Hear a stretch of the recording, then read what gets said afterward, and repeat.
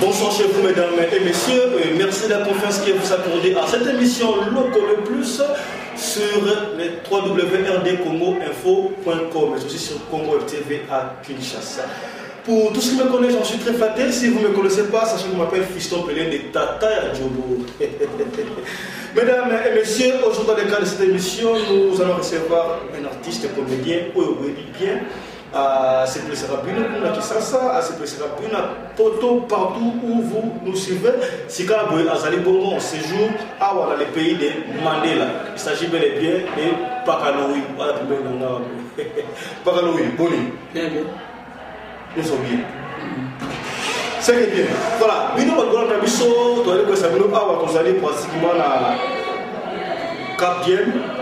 Carpe diem, voilà, et puis il dit Tieti, confrère Moko, congolais, à Sali, et Sika retrouva ici, par congolais, pour la Awa, Mini na La Rochelle, et Sali Bongo na Rosenthal-Ville, au Berg, Awa Baby, Rosenthal-Ville. Il faut préciser qu'il y a ça, on va aller à Mamadi. On va aller à Mamadi. Azobe mon beau-frère, mon beau-frère n'a c'est bien. Voilà, parlons. Santé bonne. Santé, mon nene, ma faute pas graisse dans tout. Mais nous, tout le monde va pour le biscuit sur le bout, maman a payé mandé. Oh, ça y est. Na mystique à visa, na bien. Ah, oui, ça y est. Na et puis, même à mon souci donc personnel. Oui, nous avons mon souci personnel. Et puis, moi, il y a tout, donc. Artiste, c'est comme ça, il faut autant de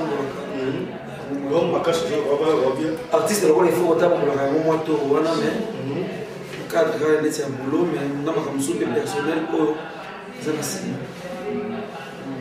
Bon, yo banité ça me regarde partout avec l'histoire avec un artiste, avec un boy, yo bangaté, boy avec des sites awa. Relation avec un combattant au côté d'un nègre. Bazana combat au bazon kunda, bazana combat au bazon kunda. Et on appelle donc l'essentiel de la vie qui a des congolais, des frères, donc il faut tous un point de divergence dans donc puis ce sont des grandes personnes, des personnalités minines au bazar en cas donc maximum de respect dans Bango et dans la égard pour Naza pour égayer donc dans la politique et puis dans le côté ramonté. Voilà, je crois que le message est passé. Paranoïa, il y a solo tout Talawi, Bada, Massalua Théâtre, Bada Kana, Togoye, l'idole Nayo, vous avez dit comme artiste comédien, les amis.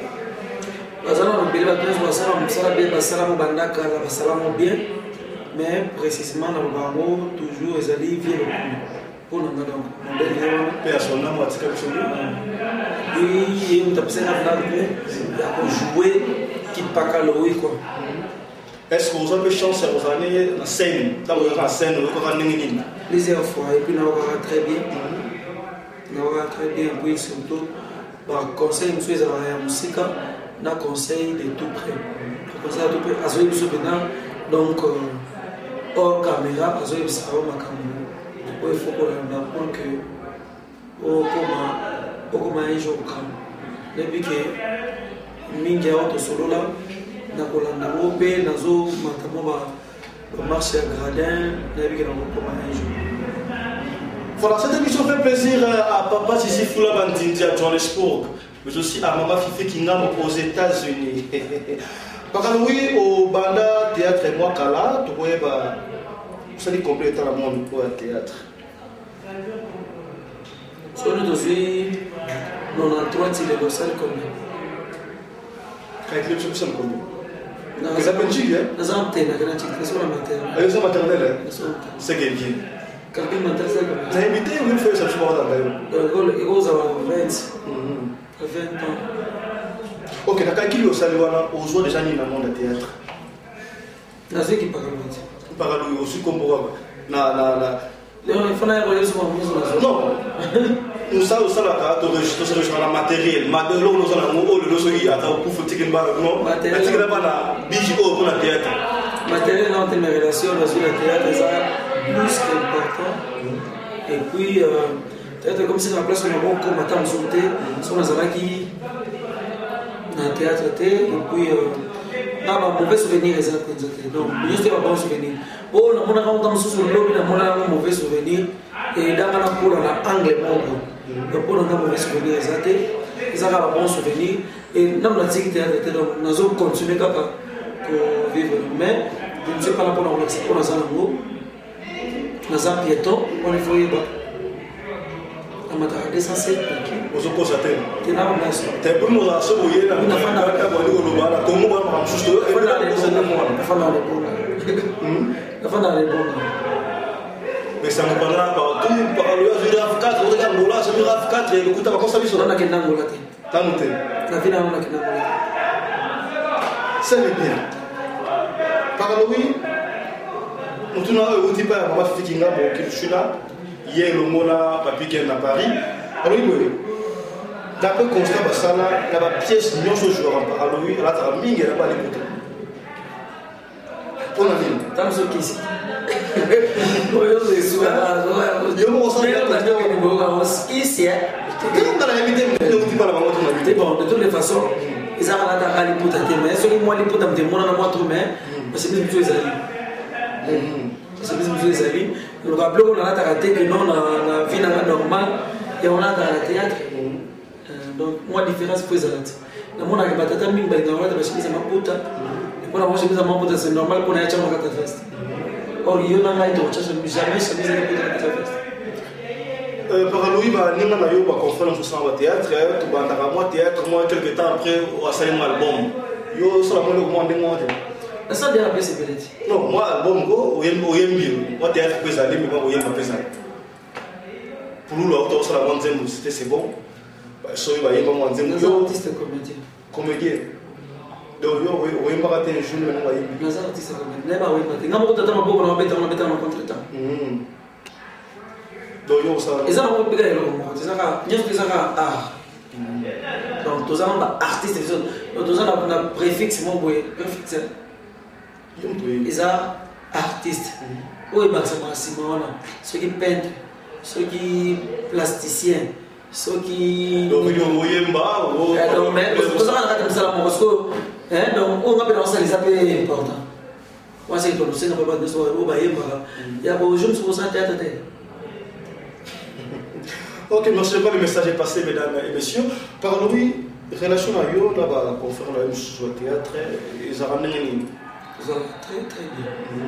Très très bien. Mais ça, la pire, mais la pire. Pire, nous avons pas. Mais alors, on a vu que nous avons plus que Bani. Nous avons dit Bandeko, parce que tu arrives à un moment où c'est la vérité, s'il le faut. Mon mari a coupé dans la mato, il le faut. Mon mari a coupé dans la mato, il le faut. Ce qui peut m'avoir il y a mon ingénieur qui m'a envoyé. Donc, on regarde de très très bonnes relations. Si on a vu la pire, voilà, je crois, merci par Louis. Ton arrivée coïncide avec la fête du 30 juin. La Moni Awa, dès qu'on a vu ça, Yiko, Oyo, Yiko Ntieti, voilà. Moi, on a mal l'aimé. Quand on a organisé le 53e anniversaire, il y a l'indépendance, il y a Pays Nabiso. Le programme un mot par rapport à l'indépendance et ça indépendance na biso ba Congo donc ça indépendance à mon tout individu ya biso pour tout le peuple congolais donc nous ne pouvons que célébrer jour de l'indépendance parce que biso to rôle le calcul la bateau mais Congo est au la le 30 juin 1960 toujours indépendance. Depuis que la manifestation on a déjà partir le 23 juin et qu'on m'a dit dans le 30 juin. Voilà, je crois il viendra pour le programme. Mais de toutes les façons, c'est quand même parce que tout ça dans paya. Moi, je permettre que tout s'angana. Tout s'angana donc toi pour célébrer l'indépendance en Moka donc nous surtout et ça rappelle moi bien beaucoup parce que dire ça là parce que misala les moins difficile que beaucoup dans moins nombre beaucoup Mais ceux qui ont engagé, on ne peut que soutenir. Voilà, je crois que le message est passé, Hugo viendra, il peut t'approcher par plateau. Parle-lui rapidement, vous savez, le lot on a 50 ans, 53e anniversaire d'indépendance à Bourg-Bissau. Du point de vue artistique. Vous allez comment? Bien sûr, Yo Sikoyo, qu'est-ce qu'il y a de positif dans le monde du théâtre 53 ans après? Bon. Et donc, il faut les bandas, il faut donc la souffrance d'accouchement. Hein? Moi, c'est que bon, des arrêts, moi, pas si, mais après, comment tu peux ça? Théâtre, c'est banda déjà, na Congo, et banda na vie na biso. Donc, c'est-à-dire que l'autre ligne est négatif au monde qui n'est positif.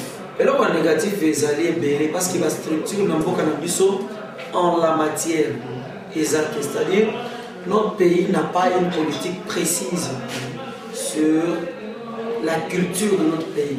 C'est ce que nous devons savoir, c'est que la culture est une identité. Alors, l'identité, il faut quand même